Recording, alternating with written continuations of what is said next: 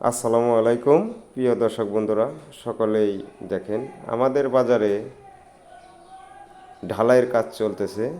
তো আমাদের এখানে মাদ্রাসা থেকে বাজারে প্রাইমারি স্কুল পর্যন্ত রাস্তা বন্ধ আছে। তো বড় ধরনের কোনো যানবাহন ঢুকবেন না। আমাদের বাজারের নাম নান্নার বাজার। যদি এই বাজারে যদি বড় ধরনের কোনো যানবাহন আসেন, তবে সয়াপুর হয়ে তারপরে আসবেন। তো সকলে ভালো থাকবেন, সুস্থ থাকবেন।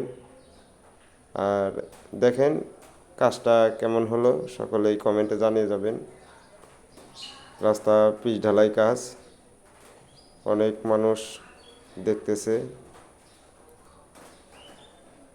খুবই ভালো লাগতেছে।